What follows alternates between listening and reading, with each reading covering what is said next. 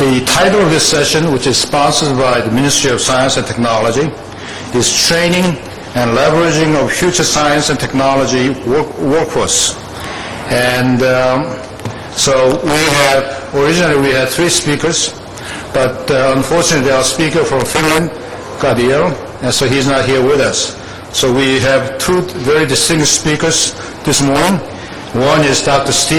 Kang. He is a Chancellor of the University of California at Merced, and he was Dean of Engineering at the University of California, Santa Cruz. And then before that, he was Head of Electrical Engineering at the University of Illinois in Urbana-Champaign. And the second speaker is Dr. Soete. I'm not sure if I'm pronouncing it correctly, but it's a complicated Dutch name.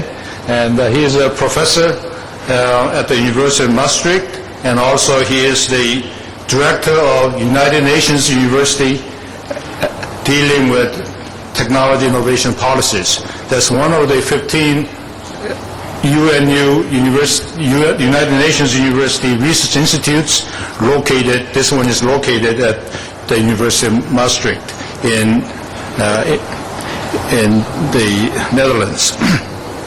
And then we have a Dean O. Sejong. His last name is O. Sejong is his first name. He's a Dean of Natural Sciences at the at the Seoul National University, and then he will give us his point of view after he hears these 2 distinguished speakers this morning. The third speaker who was to be here, and who, as I said, he was unable to come, is Dr. Sotamaa. He is a president and professor at the University of Arts and Design, Helsinki, in Finland. So if we have time left, since I have slides, I may show you some of his slides and provide you with my input as to what he had in mind when he prepared the slides. I haven't talked with him in person, and therefore my interpretation may not be correct, and yet it may be of interest for you to hear what he had to say. In terms of issues and questions for the session, and I tried to think about several things perhaps we can discuss today, and knowing what our speakers will discuss, I may not be correctly describing the questions that we should pose and discuss. First question has to do with what does society need in future science and technology workforce, and that will be one of the topics. And the second topic or second issue will be what will the future of S&T workforce need for self-satisfaction. We're assuming that we can educate people in science technology and they can be engaged in their profession, but we all have to drive certain self-satisfaction in what we do, and the question is what will future S&T workforce will require in terms of self-satisfaction. And third, what should we do to deal with the problems or the issues identified? It's one thing to identify issues, but what should we do about it? And as the people who have to lead society, we have to have some policy, some direction as to what we should do. And in that sense, I think both of our speakers are eminently qualified to comment. And then the fourth question I pose is what happens if we do nothing? Should we do something, or if we don't do anything, what will happen? Will some bad things will happen, or everything will be equally in good shape in the years to come? And the fifth question was, how much will it cost? Whatever we're going to do, there is a cost associated with it, financial, human, and other societal costs associated with any changes. The question is, how much will it cost? Not only financially, but in other dimensions as well. And then the sixth question was, who's going to pay for it? Somebody has to pay for it. In the case of, I learned this morning from our speaker, Dr. Soete, that in the case of United Nations University, the person who is the organization that's paying for his institute is really the Dutch government. It's not the United Nations, which surprised me. But anyway, that's one way of paying for it. And the seventh question I had here was, how about those in poor countries? What will we do for the people who do not have access to the kind of things we are talking about? What are the proper things for us to think about and do for these people. And finally, what should be the major conclusion of this forum? What can we say at the end of the day that we have achieved by gathering here in Seoul, talking about human resource in a global sense? So these are the questions I'm sure that our speakers will touch on, not all of them, but some, and then based on their presentation, we'll have a lively discussion. So the format given to me was for them to make presentation. Afterwards, we have discussions, and Dean O of Seoul National University will be discussing, and he will present his views based on what he read and what he heard from our speakers. So that's really the essence of this session. And without ado, I'd like to ask our first speaker, Dr. Soete, to come and then make his presentation. Thank you very much.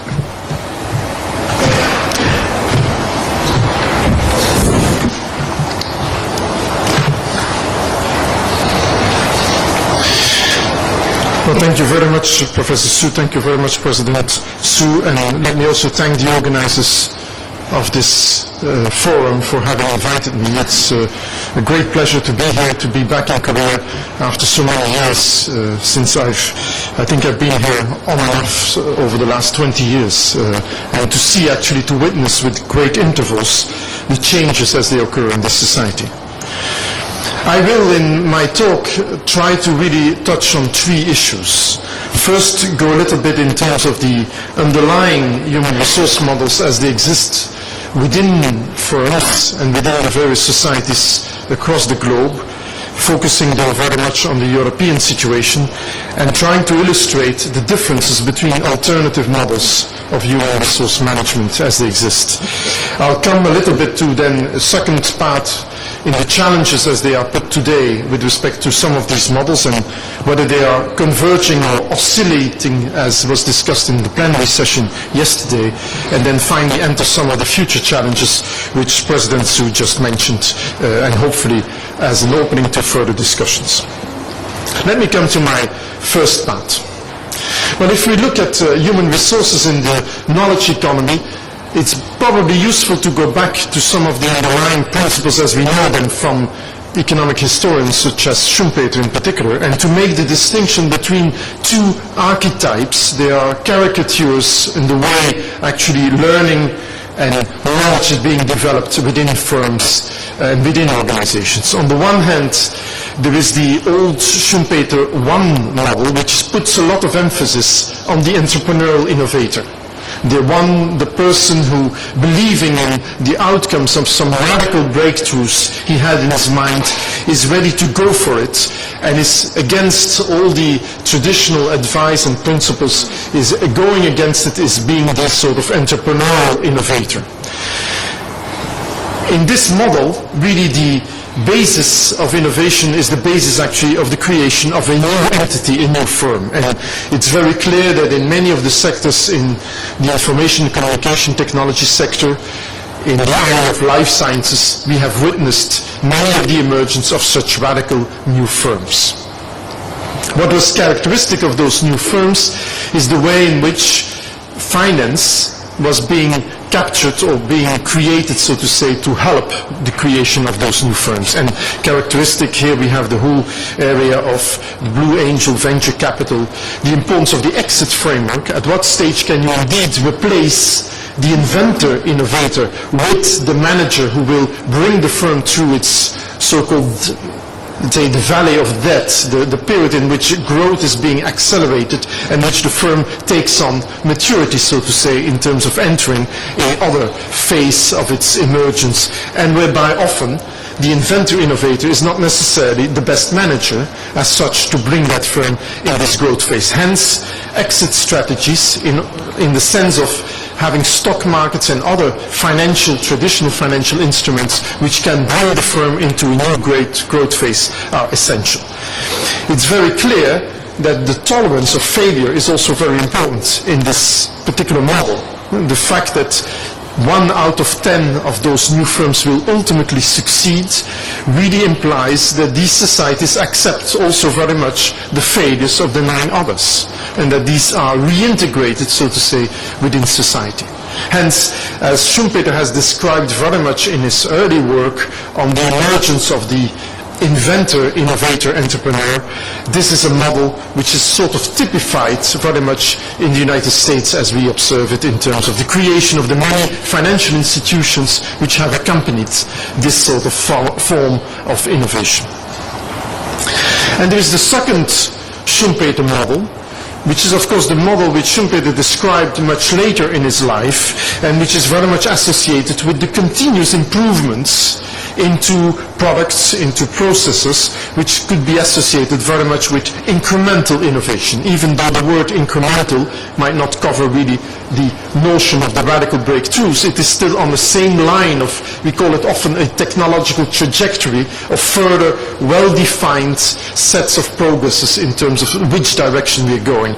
Typical for engineering fields, obviously very much associated with the continuous further applications of new scientific breakthroughs in terms of further enhancing the performance of particular products, the performance of particular processes. Think of chemical engineering, but also electronic engineering, Moore's law, many other examples of this continuous improvement along a particular trajectory of technological progress. In there, the professional R&D labs play a major role because these labs are there continuously interacting in terms of testing the further improvements as they're being carried out. To what extent can these improvements be transferred from the research lab into commercial applications and commercial production? If you look at it, these two models, and again as purely examples in a very black and white framework, with a lot of course, differences which are much more minor between these two models represent to some extent very different models of learning and human resource management as it takes place within the firm. And as I tried to show, this is what you observe here. Typically at the country level, at the aggregate country level, you could say that to some extent we have dominance to some extent of these two models in different ways. For instance, in the US, Canada, Australia, Ireland, Great Britain, we typically have the characteristics of this first model, with much more creation of new firms, new entrants, and also very large new exit of firms associated with these science-based industries. And the question why I've put it in italics here is very much that China seems to witness some of the features of this similar model. If you look today at some of the emergence, for instance, in life sciences and the success of many Chinese companies, it is very much associated with these features, some of those features of Schumpeterian Model 1, new breakthroughs or more firm creation at that level. And whereby you could even say, and this is a parenthesis, open for discussion, whereby you could even say that China is very rapidly catching up some of the comparative advantage of being strong in these features thanks simply to the very strong cost advantages China has compared to the other countries in this list. If you think of it in terms of much lower R&D costs, we calculate, for instance, in the life sciences that the average wage cost in China of R&D researchers, both from the laboratory up to the more professional researcher, are about 10% of what they are in the US. We calculate that clinical trials are about 20% of what they are in the US, and that the speed of the clinical trials, thanks is a different, maybe not the appropriate word, but thanks to different regulations, etc., allows Chinese firms in the life sciences to shorten very much the period in which these clinical trials can be carried out. Hence, in some of the recent discussions and presentations I heard in Shanghai on the life sciences itself, it's clear that China offers much more today than the US for more firms to be created in life science. And much more compared, for instance, to manufacturing. If you would calculate the cost advantages in China for the life sciences sector itself, they are at about 18% of the US cost. In manufacturing, it's about 30%. So it's as if China is overtaking the US in comparative advantage with respect to this particular area of research and development and implementation of new drugs and pharmaceutical products. The Schumpeter II model, by contrast, is typically characteristic for continental European countries, Scandinavian countries, and for Japan. And I think there is very little discussion on this, etc. I'll try to explain what this underlies. Underlying these different and the link between these science, technology and innovation efforts, you do find to these different learning models very different labor market institutions and setups. So in line with what I try to argue about these two different models of innovation, so to say, you do find that typically in this Anglo-Saxon model, you have all the features of the labor market which fit this particular model. Easy hiring and firing, shorter labor contracts, relatively modest unemployment benefits so that you put people back in terms of the failures being recaptured, so to say, in society relatively quickly, relatively weak trade unions, labor relations which are often more conflictuous at the level, of course, of the lower skilled levels, and wage bargaining which is totally decentralized. By contrast, in the typical incremental innovation model, the labor markets appear to be much more based on protection against firing, longer stay within same firms, more generous unemployment benefits, stronger trade unions, labor relations which are much more cooperative, and wage bargaining which is to some extent nationally or regionally coordinated and centralized. And this seems the way these institutions have sort of moved in relation to the innovation model as I described. If you look at the data, well, you see the most obvious difference between these two sets of countries is, of course, in terms of the real wage differences. Real wage differences have grown over the very long period in which I'm talking about in these two models in very different ways, because obviously in the incremental innovation model, the focus was very much on wage creation throughout the firms, and the firms' employees to some extent benefiting from the continuous incremental efficiency improvements associated with those innovations. Not so much in terms of the growth, but very much in terms of labor productivity. It is clear that the efficiency within these second sets of firms in this model was of course much higher thanks to the continuous improvements which you had. And again, the differences there are quite substantial over very long periods in terms of the efficiency between these two models.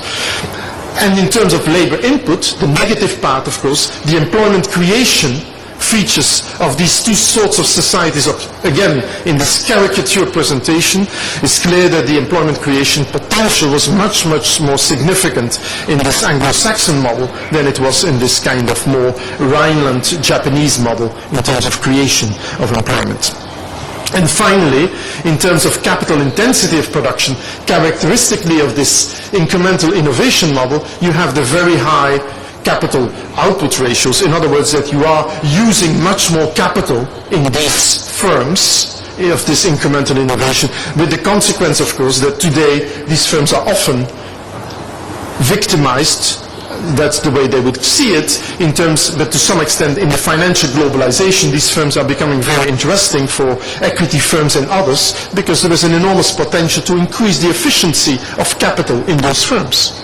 To some extent, raising the productivity of capital is the challenge, of course, of most equity firms, and they focus very much, of course, on this second incremental innovation model, because that is where you have an enormous amount of capital, which in the financial arbitrage at the world level appears to be inefficiently used and could be used in a much more effective way. Just to conclude on this first part of my talk, what is clear though, and look for instance, and here the model and the data which I presented is limited to these two sets of countries, but what is clear though is that in the recent period from 2000 onwards, the productivity changes, as I illustrated them, seem to have switched. In other words, the first model, the model of more dynamics, of Schumpeterian dynamics in the more science-based area, seems to lead today to much higher productivity growth than the other model. In other words, it seems that the shift in the models is occurring, and that at least since the period here, 1990, where productivity seemed to be equal, but since then, clearly productivity has taken over in the Anglo-Saxon sets of countries and that model, as opposed to the continental Rhineland, Japanese, European continental model, as I described. And the question is, of course, what has happened and what does this lead to? And that's the second part of what I would like to talk about. Just to summarize this first part, the belief why we would have lower rate of productivity growth in this first model was typically associated with some of the negative effects of the flexibilization of the labor market. Less loyalty, frequent changes in personnel, which undermined the sort of historical memory of the learning organization, manpower training, which would be less attractive to firms to carry out, strong growth of management functions, decentralized wage formation, and in other words, the model would be, in this kind of Schumpeter 1 model, would not benefit from the stability which you had, the trust, to put it in Francis Fukuyama's terms, in terms of this model 2 of building up improvements, efficiencies over time. And interestingly, if you look at the point made on this, if you would look at the management functions, it's very striking to see how much more dominant the share of managers in the working population is precisely in these countries of this model 1. The typical Anglo-Saxon model typically is characterized by a much larger share in the population of managers, which are needed in this vision because you continuously need to control the lack of trust which you have in these typical organizations of model 1, the Schumpeterian dynamics model 1. So let me come now to my questioning of this distinction and this model 2 better performance, etc., and what seems to have shifted since the 21st century and associated in all likelihood with globalization. You could associate this Schumpeter 1 model very much with learning features which are characterized very much by this dominance of the science approach, formalization, explicitation, and codification. The link with universities, the close interactions in terms of the continuous contribution of science and technology. Whereas in the case of the Schumpeter 2 model, you have a learning which is not just limited to the R&D lab, but which goes across the firm and which is much more based on learning by doing, learning by interacting with your clients, learning by interacting with your suppliers. So you have a whole chain much more based on experience-based learning, hence the importance of all these, what I called incremental. In the European sort of discussions, policy discussions, where you have very strongly this distinction, because you have on the one hand the Anglo-Saxon model, in the Irish, in the British case, and you have the continental European case, you see very much that the European paradox, as it is sometimes called, is of course that you have systems with a lot of good domestic science, but very poor in innovation, and that reflects very much the focus on this STI and the lack of focus on this DUI, as I've put it here, as a typical. The reason being that, of course, governments can clearly identify the problems as they deal with this STI learning. You spend more, you provide more subsidies, you invest, like we discussed in the National Institutes of Health, much larger support for research in the life sciences. Easy to identify, strong public support for these policies, whereas with respect to learning and to the human resource management in firms, etc., it's very difficult to identify public policies, at least in terms of how to enhance it. It's also much more controversial in terms of intervening within the operations of firms. But if you look at the globalization challenges and the way they bring about, they challenge this process, you observe that increasingly you see these models converging. You see that there is a strong need for research and development expenditures, but at the same time you see that these learning features in the incremental model are also absolutely essential, and you observe actually that firms who combine both are the most successful. Let me give you some insights very quickly in terms of the way this operates and where the roles of managers, which is precisely in terms of bringing about this convergence between these two models. And this is based on a survey which was done by the European Society on Living Working Conditions, and is trying to separate various features of learning within firms and based on a survey. And these four categories of learning which were looked at is discretionary learning, where a lot of learning is taking place, complex tasks and delegation of responsibilities for quality. Very much what we talked about, or what Francis Fukuyama was talking about in terms of the decentralized model. We have typically the sort of lean production, job rotation, teamworks and quality control, but little discretion, very strongly based on decentralized structures, but very clear systems in terms of routine control. And you have finally Taylorism, and then finally simple production. If you look at the importance between the typical European countries for which this survey was carried out, you observe fundamental differences. You observe the dominance of this discretionary learning in the Scandinavian countries and the Netherlands and Austria. In addition, you find very strongly the lean production learning in the UK and Ireland, this model 1, more characterized countries, and you find typically in the Southern European countries the old Tayloristic approach still being dominant. In other words, the summary highlights that you have still very, very different models of learning within these societies with very strong different implications in terms of what this means in terms of the performance of each of those societies. Let me come, given the time I speed up a little bit, to my last part on the future challenges.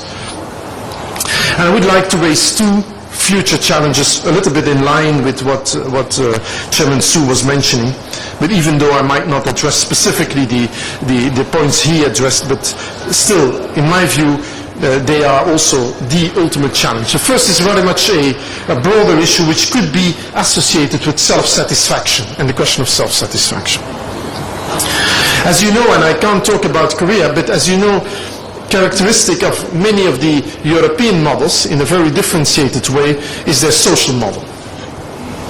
And that social model is very much associated with this continuous internal learning within society, but also particularly within firms, and the importance of human resource management, and also to some extent the provisions of the unemployment benefits and the social system, the social, as we call it, the social net, which is there to capture those which fall out of the system.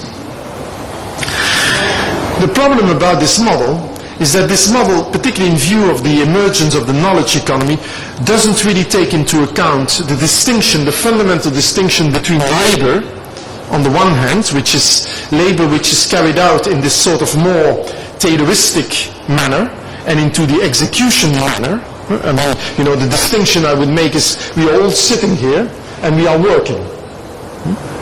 And our work is very much knowledge work.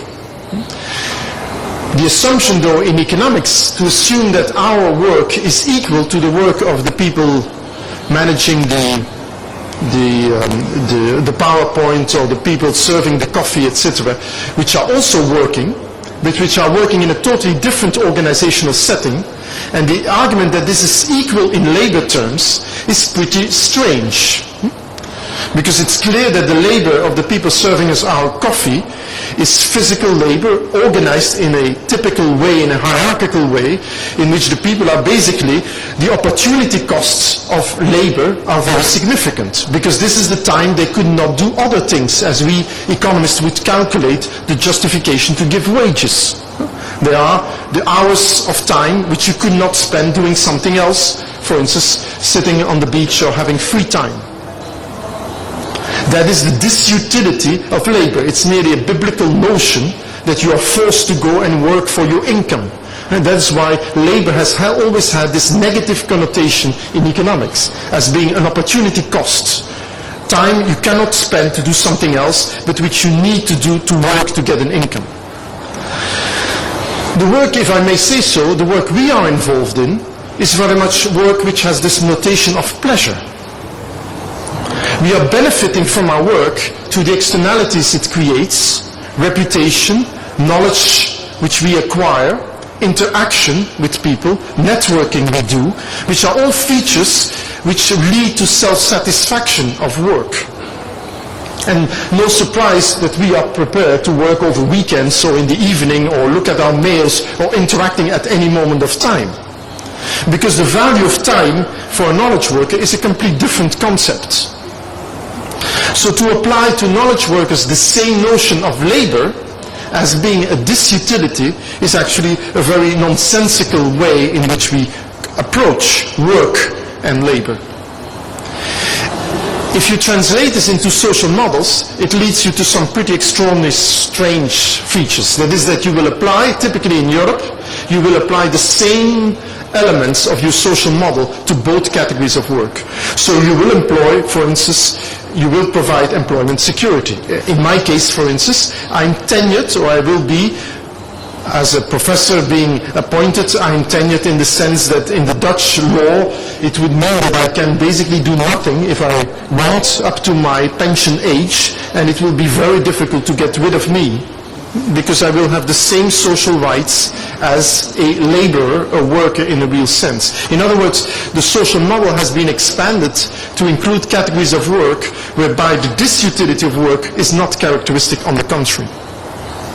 So in this sense, I similarly will be granted the same numbers of holidays, 35 or 36 days of holidays a year in the Dutch system, whereby it's very clear that I don't need those days of holidays at all, and that I actually don't want to use them, because most of my work is pleasure and is actually part of holidays. So in the same sense, all these rights are basically rights which lack their purpose and actually undermine the social model. And to conclude on this, I think this raises the question about whether we don't need to go back to the acceptance that we need to segment the labor market and that we need different instruments, accepting the wearing and tearing of physical labor and the social rights as they have been acquired over time with respect to those categories, whereas in terms of knowledge workers, we need different models in order to achieve self-satisfaction with that category.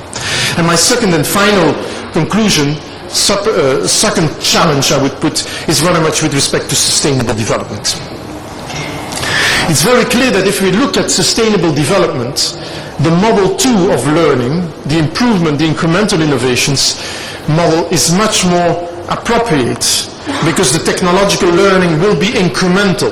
Look at the case of Toyota and the hybrid car, or look at very other cases of photovoltaic cells and other ways in which you improve energy efficiency. These are typically engineering incremental innovation systems which are essential in terms of continuously improving the energy efficiency or the reduction in environmental costs of many of those products and processes. But there is a need, of course, to what I would call behavioral learning, behavioral sustainability learning, which is the way in which there is not just the technologies, but there are the agents, and the way the agents use these technologies in order to change their behavior, which will be absolutely essential from a sustainable development perspective. And I conclude on two issues and two challenges for the future. First, how do we get back from the behavioral perspective into the mode 1 and this creative destruction alternatives of alternative sustainable behavior in terms of new technologies, new breakthroughs. Second, it brings to the forefront the need for the indicators of the ecological footprint. What is the ecological footprint of us all coming to this conference? What is the ecological footprint of the Global Human Resource Forum? If you would calculate all the travel, all the hotel costs, the energy costs and everything, purely in ecological terms. What is the ecological footprint of households? What is the ecological footprint of cities and hence also of societies? It's only when you have these ecological footprints in terms of indicators that you can design behavioral incentive schemes to get people in this more behavioral direction of more sustainable consumption and sustainable behavior. As long as you don't have the indicators, you will go nowhere and your incentive schemes will not be optimized. And finally, you will find to have new sustainable human resource learning within firms, and from firms to create the spillovers to household and civil societies. Thank you for your attention.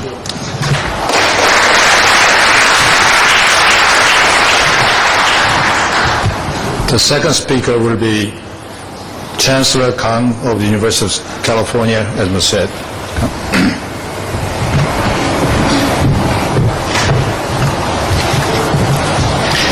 Thank you, Dr. So.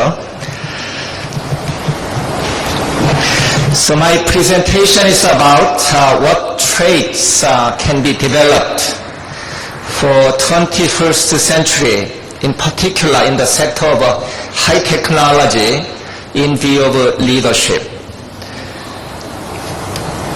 Somebody had a nice definition I like, meaning that leadership is really invitation for greatness from everybody. It's not macho type of leadership where you exert disciplinary action or punishment, rather invitation so that everybody can bring out one's utmost best for common goal. And as we delve into 21st century, where the world is highly interconnected, I think that is a very fitting, good definition of leadership. Next one, please. Okay. So I come from New University in the state of California. It's a 10th campus of a 10 campus system within the state of California, which is only 2 years old. So it's like a 2-year-old baby in that regard. There are a lot of challenges in the central portion of the state of California. So in my talk, I like to call your attention to great challenges of the 21st century. And what will be the really desired traits of a great leadership for highly interconnected global economy. And then what's also want to touch on in terms of learning together between industry, society, as well as university. So it's a co-evolution of higher education and industry. And what should we do for preparing for global economy of the 21st century? So you may know that looking into next half century, there are a lot of challenging issues. Number one is a great issue in energy. And I think everybody recognizes that. Water is another huge issue. Maybe Korea may not have a water issue, but there are lots of water issues. In fact, the health itself improved greatly because of a good quality of water. If you have a poor quality water, you suffer from disease or the poor health. Water is needed for agriculture. Water is needed for, like look at what is happening in state of California. With less water, dry forest, you have a great fire going on in state of California, and right now million people are suffering. They are homeless due to fire.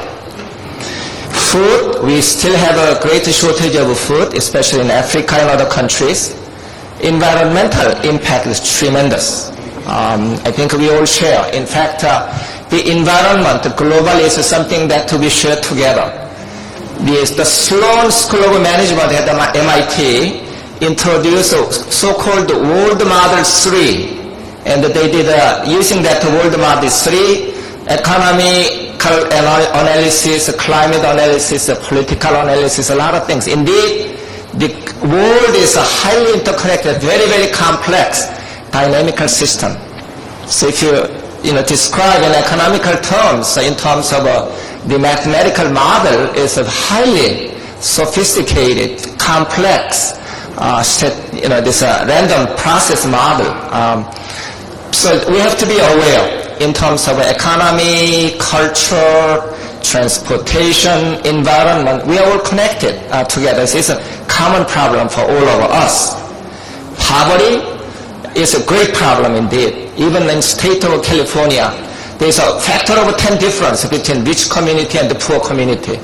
The median income of families in LA, Santa Monica area, or Silicon Valley area, San Francisco area, maybe 150,000.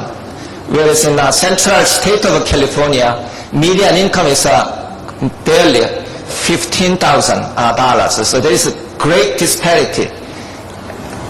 Even within state of California in the United States. But if you globally consider other nations, this is a huge issue, and we all share common responsibility for this poverty issue. Homeland security, this terrorism and war is a great issue.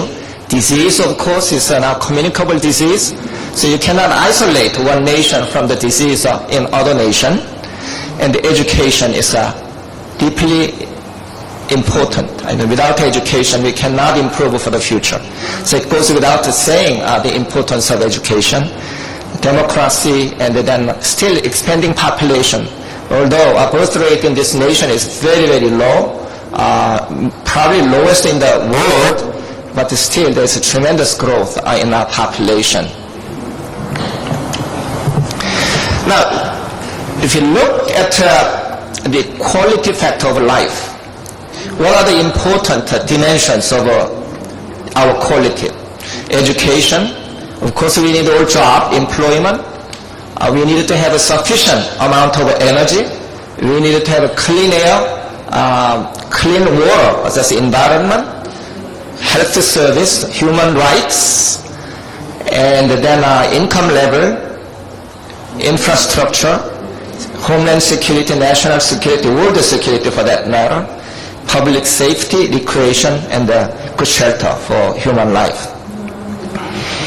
There is a recent study published in one of very popular publications in what is called IEEE, Institute of Electrical and Electronics Engineers, and it lists mega cities in the world, and then how the population is going to grow, starting from Tokyo, now 35 million, and then 10 years later maybe increase is not that much.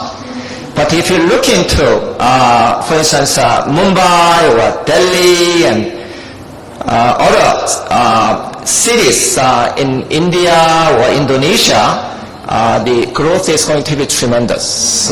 So there's a tremendous increase in population.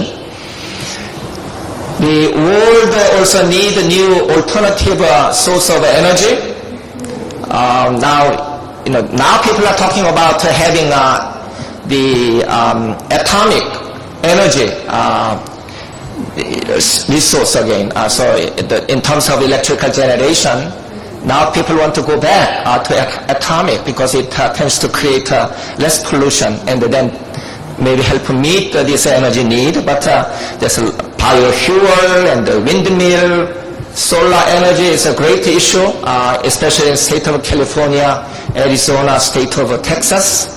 And I know that even in Korea, solar energy is sought very dearly, nuclear energy, coal burning, gas, and among others. So energy is a tremendous problem for the future, how we can help deliver energy, but more importantly actually by using IT technology. We want to be a good steward of our energy, not wasting energy, saving energy, type of thing is very, very important.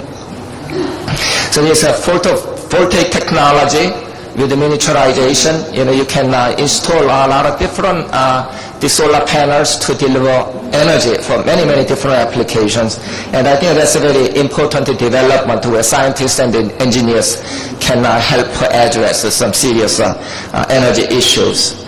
Environmental issues are tremendous. So in the state of California, our researchers at UC Merced, they are monitoring the snowpack level in Sierra Nevada mountain near Yosemite National Park and how much the snowpack is thinning down each year and what impact it has in water supply, global warming, agriculture, and so on. So there again, engineers play important role by using the distributed sensor technology, wireless communications, and the data collection and then analysis.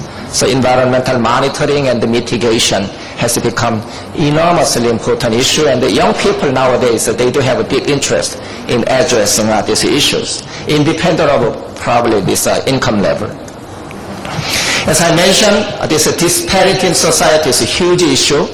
So what you see here, even in state of California, consider one of the great, if California became independent nation, it will be within top 10 in the world. So itself is a very powerful state, but within it, if you look at the yellow region, that's the richest region, where median income is more than $150,000 per family, whereas what you see in the red is a poor region, and what you see also with the black dot is the poorest region. And where there's a median income is only $15,000 per family. Yet, if they happen to be Hispanic family, they may have 10 kids in the family. It's a huge societal issue in that regard. Now, turning into the high-tech industry, and let's look into what industry has been doing. One of the companies, HP, and David Packard, founder of HP, promoted HP way. In terms of what is the fundamental basis for success of a corporation, is that the job that the corporation does to satisfy need of the customers, and to some extent the societal base. So we encourage, according to his word, every person in our organization to think continually about how his or her activities relate to the central purpose of serving our customer. World is becoming the knowledge economy, the service industry, and this attitude, I think, is most important for all of us. Now, the previous speaker talked about the innovation, more disruptive technology and incremental technology. So breakthrough versus incremental innovation. We need both, in fact. Not all the industry can be breakthrough industry. They still need to come up with the incremental improvement. I remember many years back, there was a very interesting analysis. One company sort of discarded the incremental idea as being not significant enough. And that led to standstill of that company. So in many, many years, they never came up with any new product because they discarded incremental ideas and yet didn't come up with a disruptive technology. Whereas the other company started introducing even with an incremental improvement over many, many years. That led to many breakthroughs, in fact, and came up with the most successful product. So one can ask, as you know, it's a tortoise model where tortoise move very slowly but continually versus the hare model, like a rabbit model, just run fast and then stop and rest and end up losing to tortoise. So do we choose tortoise model or hare model? And the lesson is you need both, actually. So it's not tyranny of doing this or that, but it's being genius in doing both. So sometimes you need a tortoise model, sometimes you need a hare model type of a thing. So I think that's the creativity we need for the future. IT, this nation is great in IT because land itself is so small, it's very well connected. That has become a great engine, not only in industry, but the business practice, scientific practice, and even cultural practice. I just attended one session where they talked about total production using IT technology for movie and the music type of a thing. Indeed, sometimes development in the cultural activities can itself create a new kind of computer science, a new IT need, thus new IT technology. So we are all connected. It's not one way, it's a bilateral in that regard. So that's why interdisciplinary, multi-disciplinary activities in education and the industry is most important. In terms of, yesterday I visited the Samsung Electronics Display Center, and they display all, black TV, black and white TV, and the modern TV, and the modern living room. And so I was going through what I appreciated more was the invention of integrated circuit. If we did not have integrated circuit, a lot of things would not have happened. So this particular chart shows the exponential growth of computational power, especially in recent years due to invention of integrated circuit. And with the miniaturization, you can have more memory, you can put more software into it, you can download the music to keep you happy, become old. You don't have to, carry encyclopedia. It's all in your palm top. You can access through your lap, even palm this mobile computer to a lot of things whenever you need it. So I think that has been tremendously helpful in terms of creating a new environment, advancing the culture and civilization in 20th century and 21st century. And that all started here. This man is Jack Kilby, happened to be University of Illinois graduate. Now, one lesson is he tried, father wanted him to go to MIT and study electrical engineering. He applied MIT. He was like a couple of points short, so he couldn't get into MIT. He was admitted to University of Illinois. So it was a great gain for Illinois because he is one of the most distinguished alumni of Illinois. But what you see in that ugly panel is the first integrated circuit, which was realized with one single transistor, one capacitor, and 3 resistors to create some kind of oscillator. And his boss said, no, it doesn't work. You don't just even try. But he sneaked into a lab at Texas Instruments and came up with this great invention. And he's an electrical engineer by training. He didn't even have a PhD. Yet in 2000, the Sweden gave him Nobel Prize in physics because of a tremendous contribution through this engineering work. So we are all very proud of him. We should thank him actually for introducing the integrated circuit. So in his speech in December 8, 2000, he said, my goals were simple: to lower the cost, actually that's very important, simplify the assembly, and make things smaller and more reliable. Reliability is important, and although I do not consider myself responsible for all the activity that has followed, it has been very satisfying to watch the integrated circuit's evolution. I'm pleased to have had even a small part in helping turn the potential of human creativity into practical reality. And indeed, if we do not have a modern, very complex integrated circuit with lots of memory and the computing power or image processing, we wouldn't enjoy the luxury that we have nowadays. So we should encourage people to create another great invention like integrated circuit. And it's a huge mistake when people say, oh, what can be done has been done already. There's not much left. And that's a huge, huge mistake. In retrospect, that was an obvious thing, but until then, people really didn't think it was ever possible. And how much progress we have made is tremendous.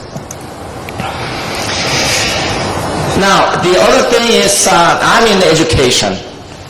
And I think a lot of educators also needed to criticize education itself and promote the co-evolution of higher education with the society and the industry. If you look back, the origin of some disciplines like chemistry, which is one of the most rigorous disciplines in academic circle, it came out of industry. In Germany, they wanted to color the cloth, dyeing industry, and so there was a need for having some chemistry discipline in the university. So that's how chemistry was born. And now if you are a very famous professor in chemistry, may despise industry applications or may not touch industry applications, but that will be a huge mistake. Similarly, computer science itself was born out of industrial need. In old days, IBM computer people, they wanted to create more workforce. So they encouraged universities to develop computer science. And then academicians said, if there is a science for computer in old days, washing machine is more complex than computer, so there should be washing machine science department, for instance, they said. So, we need to really reflect on what really has happened and promote co-evolution of our education and introduce a new field. Otherwise, it will just stand still and not relevant, not having much impact. So this shows one of there's Henry Chesborough is a professor at Berkeley. He's giving failing grade for innovation in academia. because we tend to rely on the rigor of a particular discipline and try to perfect a lot of things, although the value may be very, very incremental. And failing to capture the opportunity wherein we can make much, much more progress. And perhaps to some extent is most unfortunate if we do that type of thing. And if you look into this, a lot of things we can learn from industry. Look at IBM. IBM stands for what? International Business Machine. They started with the hardware, but over the years it digressed to software because more income was in software. Now they find that more income will be in services industry. So they are promoting what is called the services science, not computer science, not washing machine science, but services science. And some universities, leading universities, are responding. Co-evolution of a discipline jointly with the society and industry, because such a need is there. And I think that is also very obvious, not only in Korea, but even China is talking about the services science nowadays. So what is the service science? It's a bringing in of innovation, a lot of things. Technological innovation, business innovation, societal organizational innovation, and the demand innovation is highly interdisciplinary. If you look at all the intersection, core intersection, stands the service science in that regard. So the field of service sciences, management and engineering, service learning is becoming of increasing importance for the future.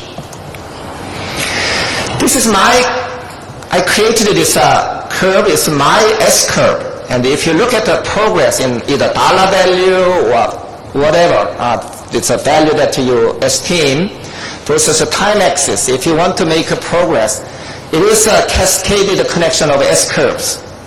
You make one rapid increase and tend to saturate, and it can be very comfortable because you are at the top, but the world is changing. You may miss the opportunity. So thus you have to create yourself again, recreate, and get onto new curve.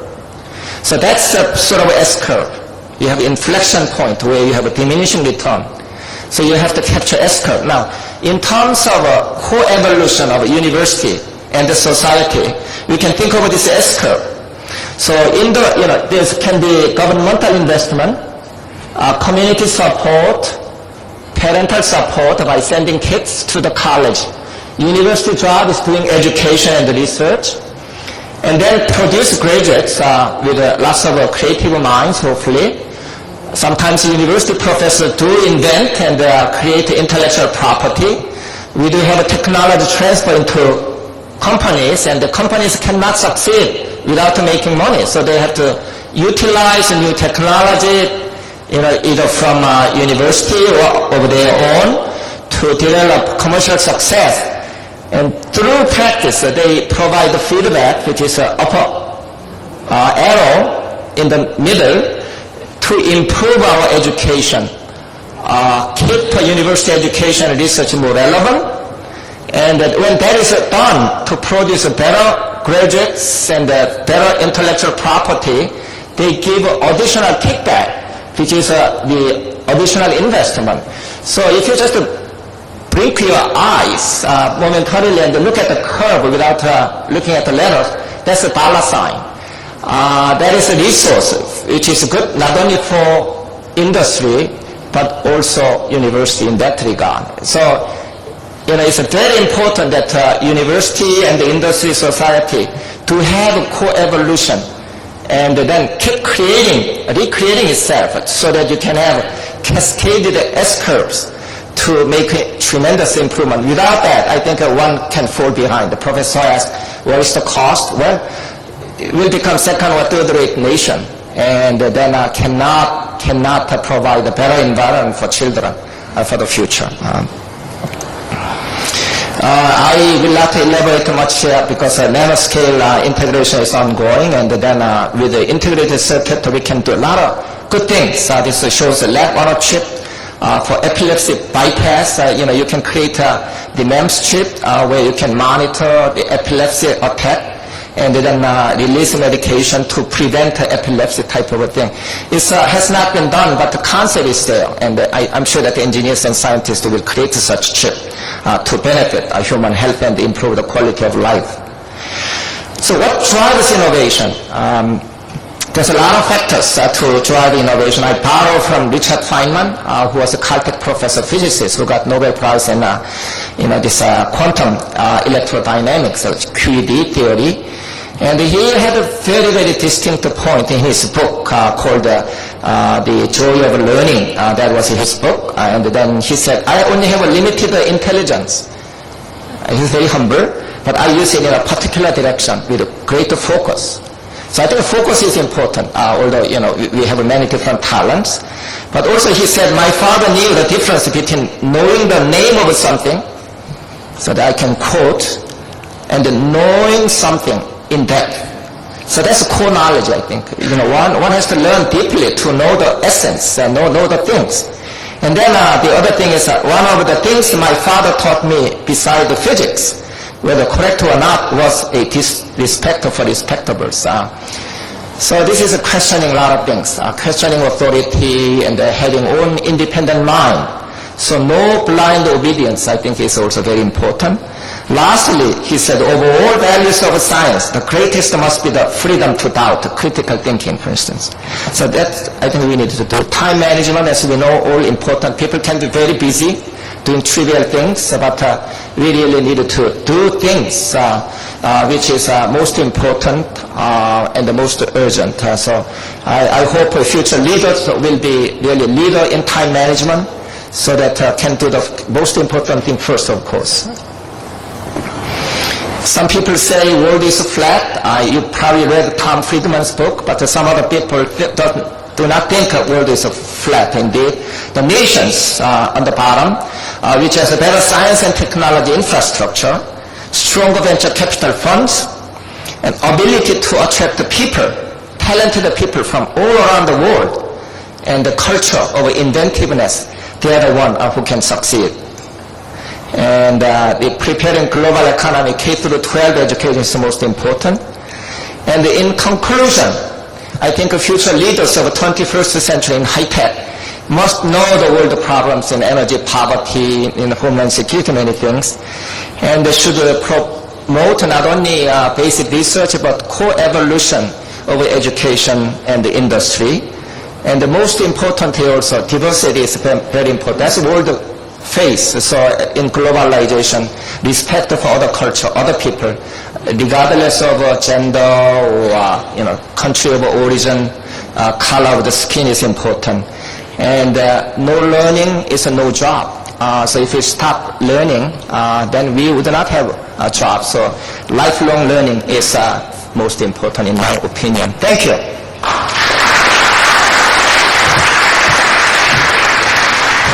Thank you, Dr. Kang. Now that there's time for discussion, and I will not present the slides that was prepared by our colleague from Finland, because we don't have enough time. So I'd like to ask Dean O of Seoul National University to give us his view of the talk that you heard so far this morning.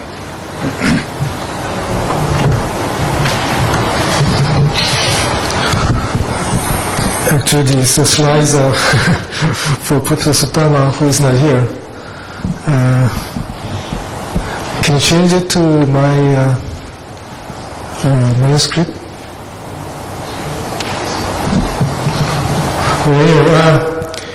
Yes, I'm in a very difficult position because both distinguished speakers here talked about different aspects of the human resources management.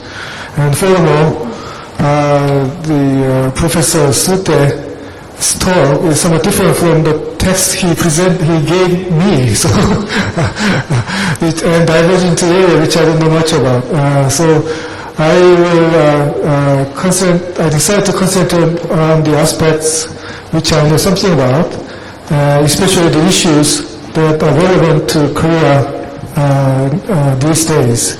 And I have prepared some document, manuscript here.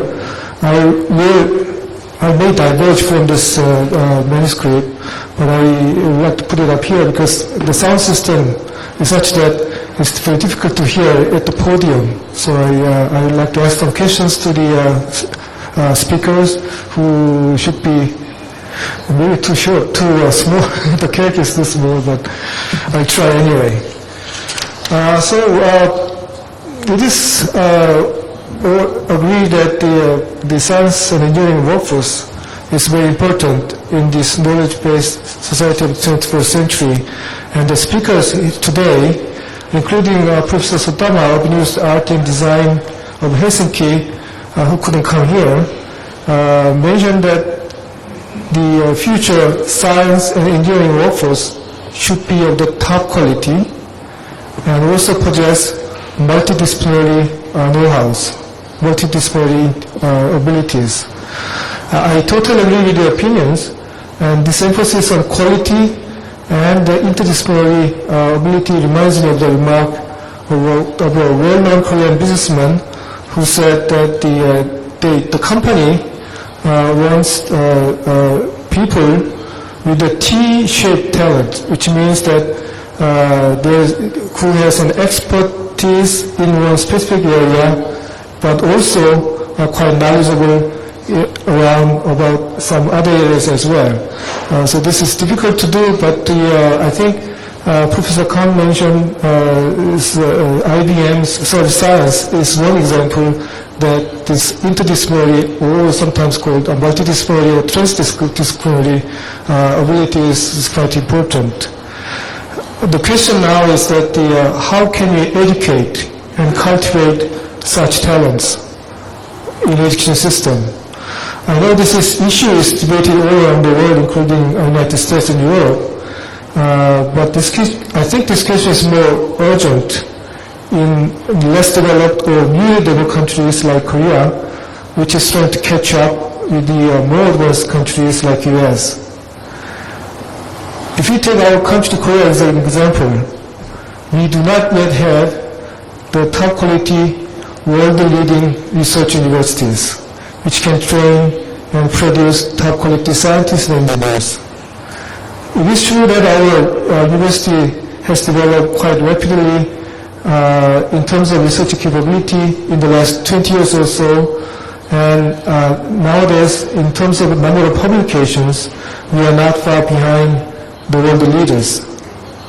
For example, last year, Korean scientists published about 23,000 essay papers, which comprise about 2% of our total, and its ranking in terms of number of publications, Korea's ranking is 13th, which in the world, which is comparable to our national economic size. In some fields such as the material science, physics, computer science, and pharmacology, the papers by Korean researchers comprise more than 4% of the world total. So this rapid increase in scientific output is largely due to the expansion of Korean academic research, because more than three-quarters of the total Korean publication come from universities. However, the quality of the papers and research in Korean universities does not yet appear to match the quantity of publication that has increased at a rapid pace. For instance, in a survey conducted in 2006, the average 5-year period citation number for papers published by Korean researchers was found to be 3.22, which ranked 28th in the world, compared to 13th in the number of publications. This citation frequency is less than half of that in Switzerland or United States. And the fact that the Korean researchers now publish sufficient number of papers to be competitive with their counterparts in advanced countries can be seen in other statistics as well. Seoul National University, which I belong to, which produced the largest number of papers among Korean universities and ranked second among the world universities, just falling behind MIT and Ohio State University, while ahead of British Columbia, UBC, and Northwestern University. conducted a survey in 2005 comparing the number of publications per faculty member and the average citation number of their papers for several departments with their counterparts in the US. And the result showed a very consistent pattern. SNU faculty members now publish nearly the same or even more number of papers as those of the top research universities of the world, but the actual citation frequency per paper lags far behind that of the top research universities. For example, for the physics department, the survey shows that on the average, SNU faculty member publish more papers per year than those of Stanford University, but the citation frequency per faculty member is still less than 70% of that of Stanford University faculty members. Although the ratio is still increasing, improving, but it still shows that the quality is not catching up with the quantity of papers. This pattern is true for all the departments surveyed in SNU, and I believe it also holds true for other Korean universities as well. Of course, the statistics and their rankings may not tell the whole story. However, the assessment that Korean elite academic institutions have now acquired research capability that can produce research outputs on par with their world-class university, but that the quality is still lacking behind the world leader is a common finding by foreign scholars who have reviewed elite Korean university recently.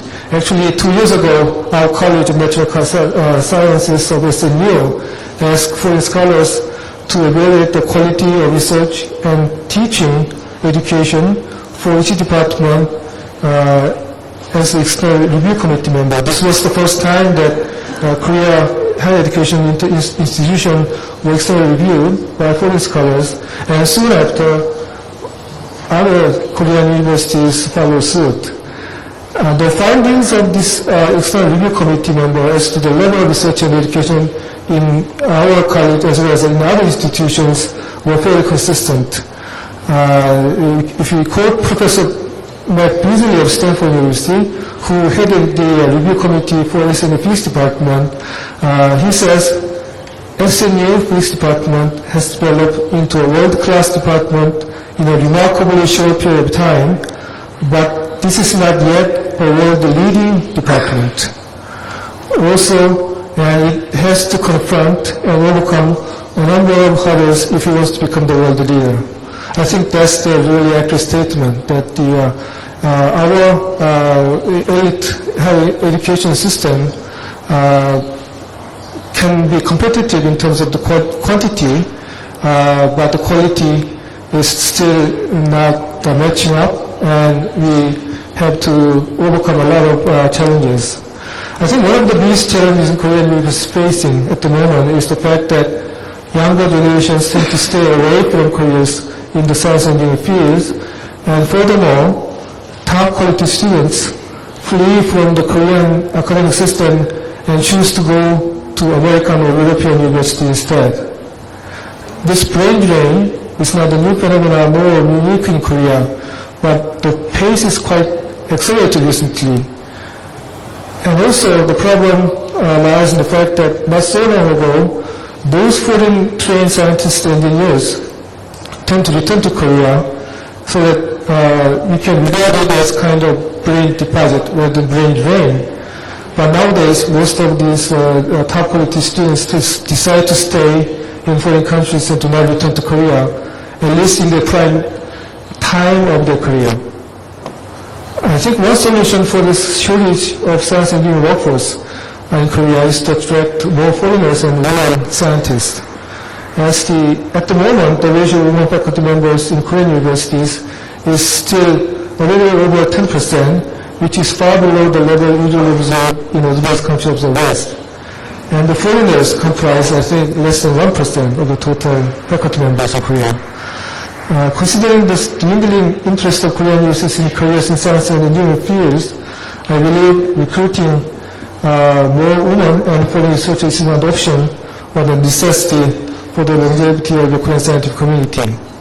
So I quoted some facts Korean science community now facing, and given these facts, which are probably not unique in Korea, but fairly common among less developed countries, such as Taiwan, Brazil, for example, I'd like to put the following question to the distinguished invited speakers in the session. How can the less or newly developed countries compete with more advanced countries in attracting top quality science and even talents in this globalized world? Is there a way to narrow the gap between these two groups of countries, and for the less advanced countries to develop infrastructure and environments to recruit and train top quality students? Or is it another 2080 dilemma that less advanced parties are doomed to fall behind? And related to this, one question I'd like to ask Professor Soete is that nowadays the academic university reform is a big issue in Korea, including following the lead of President Seo Kai's. And do you think the model, you mentioned two models, like Anglo-Saxon model or Japan model. I think we Korean academics were really extreme case of Japanese model before. Now we are trying to go into the Anglo-Saxon model. And I'd like to ask your opinion, which model would be more relevant or effective in reforming our university system. And another big issue Korean academic circle faces is the interdisciplinary or multi-disciplinary nature of the future education research. One of the tasks probably is to lower the barriers between disciplines and university departments, which is much higher than in most European countries and countries here. But creating multidisciplinary research centers similar to Merced in the US might help in this respect. However, I think joining multidisciplinary research and education is possible only when top-notch experts in their respective fields collaborate with each other. Otherwise, it will just become a mixture of mediocre materials, and maybe harmful to the in-depth research and education in the specific field. If there is any way to foster genuine interdisciplinary research and education which can be implemented in Korea, I hope to hear them as well. Thank you very much.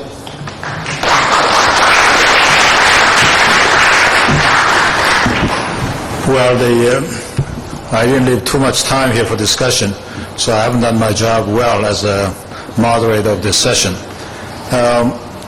Before I open up the floor for discussion, I'd just like to make one comment about Model 1, Model 2, that our first speaker talked about the difference between European model and the American model, more or less. In some ways, it has a lot to do with who's going to be taking the risk and how is the risk-taking affects human resource. In the United States, I think one of the things that we have to remember is the fact that greater risk was undertaken in early 50s, 60s, and 70s by the U.S. government. The reason biotech is a vibrant economy or industry in the U.S. is because the United States is spending $30 billion a year in basic research, funded by taxpayers, generating people who can do research and who can develop new products, and these are the people who are sustaining biotech industry of the United States. And also prior to that, the United States government invests a great deal of money in computer science and other areas for defense purpose that in turn created very rich human resource, which in turn fueled computer industry, software industry, and so on and so forth. So given a situation for investment, depending on where you choose to take the risk, I think the consequences are quite different. When the return on investment from new industries appears to be greater than the investment in old industries, people will tend to invest in new things. Whereas if there are no people who can undertake these new research endeavors, who can create new products, then the safe thing to do is to invest in all existing industries where you tend to make continuing improvement. Anyway, our first speaker and I talked about some of these issues before the session, and maybe it's something to think about. I'd like to open the floor here now for discussion. Anyone who has something to say, you're welcome to come to wherever the mic is and then ask your questions. And then also, if you are asking questions to a specific speaker here today, please say so. Thank you. Are there any questions from the floor? Yes, please. Would you please identify yourself first?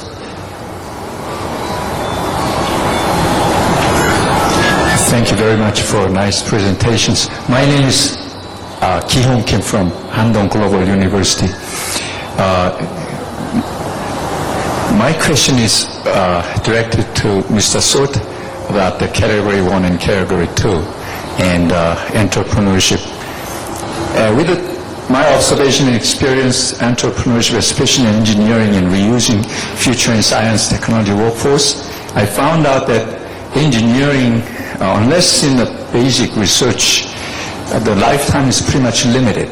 For example, my experience, 5 years in design and all that either you have a promoted to managers and doing something else, or you could not stay there and then move out to some other place. And either way, you sort of like depart from your major, and especially when you are successful, you go up to management chain.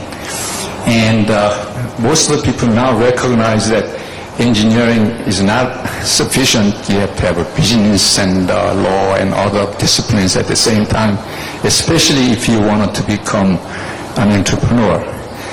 I haven't heard that sort of experience from your analysis there. Perhaps either you or somebody else in this speakers group perhaps shed some light on those issues. Do you think you have a comment from there? You can come out here.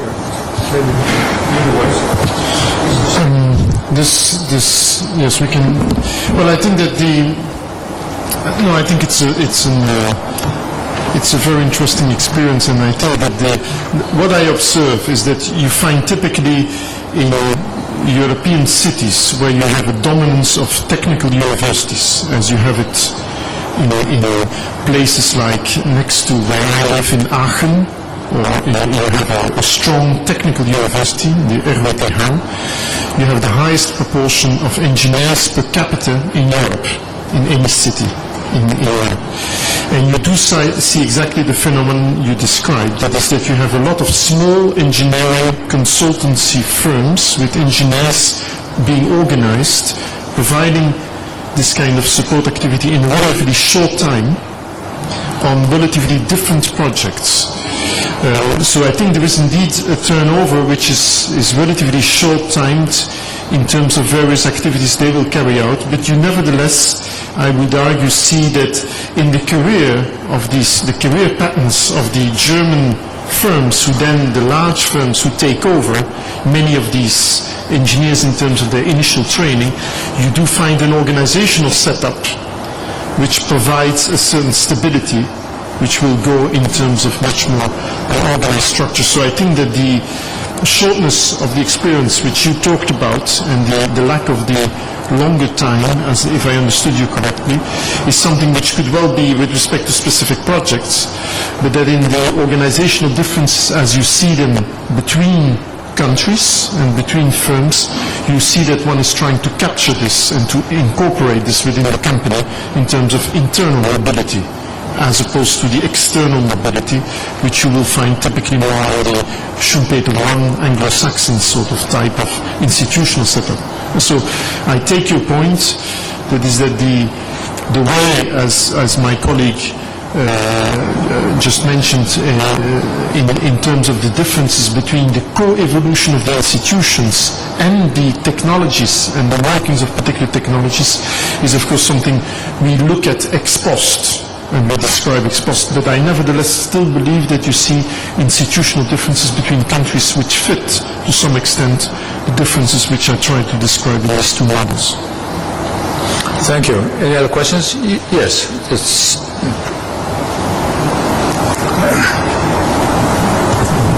Hi, my name is Chow Kok Fong from Shanghai Airports International. I'm not educationist, but I thought I'd like to perhaps invite the panelists' thoughts on this. To what extent should universities' research and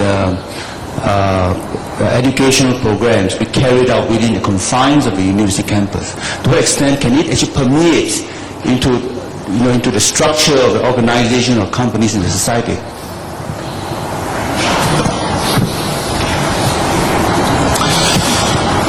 Who would like to comment on that? Would you like to comment on it? So I couldn't quite hear your second part. So could you repeat this last portion? Maybe Professor Soete, did you hear what?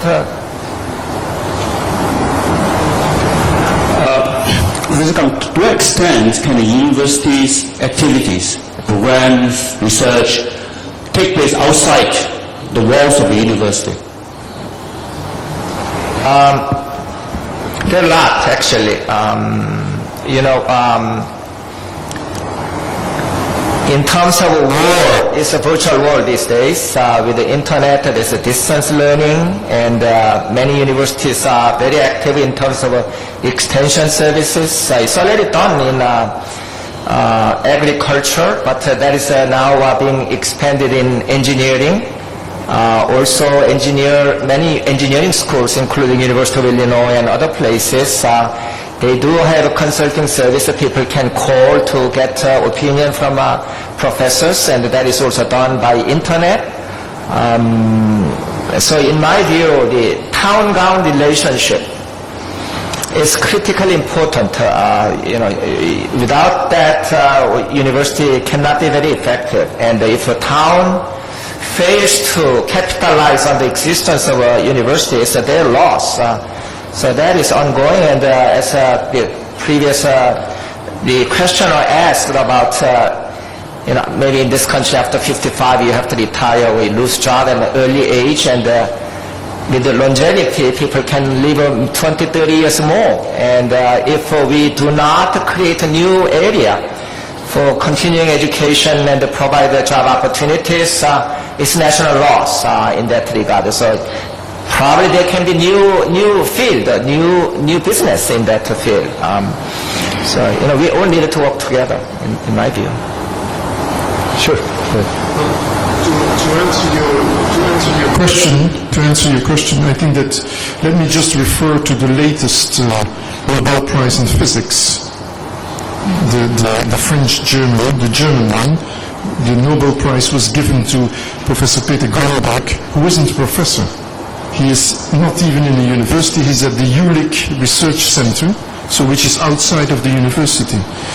So in a certain way, you have also in Europe, as you have it in the US, as it was illustrated in the example also given about Kilby, you have people who are outside of the university system in public research laboratories who will indeed still be carrying out a lot of research. In Europe, the importance of public research laboratories is extremely important and is still so. And this actually is also one of the reasons why many of the rankings of universities, to come to the Corona issues also about ranking just universities as the performance of research, miss important elements of research being carried out not in universities but in other research organizations, which are again institutionally very different from country to country. That actually is also the case of the US, where you have lots of research not being carried out within the university framework. Well, one final question, please. Thank you for your nice lectures. I'm Jae-young Lee from Handong Global University. I was very surprised because Schumpeter provided two theories, so complete theory, and that may look like somehow workable in the level of country or corporation. But as a professor of engineering, I'm now concerning of individual students. For them, they who want to be an innovator or make some meaningful the results throughout their lives, his lives, then they should be somehow motivated. Somehow they need to have a skill of breakthrough. but their lifetime is quite limited, so how could they accumulate all knowledge? So I'm really impressed by the Richard Feynman's some words, how individual, lay person could be a great scientific or technology colleague. Students, you will be captured immediately by these large companies. I would understand that this might well be also to some extent the Korean problem. If you have large dominant electrical engineering or more generally chemical engineering or any other engineering firms, it's pretty clear that in their interaction with the technical universities and the engineering departments, they will capture the best students. And so the innovation dynamics of entrepreneurship at the level of engineering studies is something which is clearly underdeveloped. This is a great challenge, actually. Is it on? Yes. It's a great challenge. So let me just illustrate that myself as a teacher, we have had lots of failures in motivating students. In typical engineering curriculum, when they come in, we try to teach basic mathematics, basic chemistry, basic physics. They don't have any faintest idea why they are there to learn engineering in some cases. So there's lots of revival or revision going on by introducing applications up front to motivate the students. I think motivation is the most important factor. And once students have a great motivation, what they want to do, so just blindly say, okay, I'm going to be a mechanical engineer or electrical engineer, from early days, sometimes it can be wrong. So one of the things is our founding dean at Merced is asking students, slow down, don't make any decision, take more courses and then decide what you want to do. And then some most effective professors, they're giving actually motivating examples. Then they motivated, they learn deep. In terms of entrepreneurship, Stanford University is doing very well. The entrepreneurship programs started by professors failed miserably, whereas started by students succeeded greatly. So that's another great lesson. Yes. Well, in view of time, I'd like to bring this session to conclusion. And I think we heard very good points from our speakers. And essentially, we would all agree that knowledgeable workforce is very important for economy, national development. And it is up to the educators and leaders of society to create a workforce who can indeed provide the knowledge, talent, and all that necessary to create new industries. And we have seen two different models, one through continuous improvement and the other through major innovation that can sustain the future of humanity. So with that, I'd like to thank all of you for coming today, and then we'll see you later at the luncheon. Thank you very much.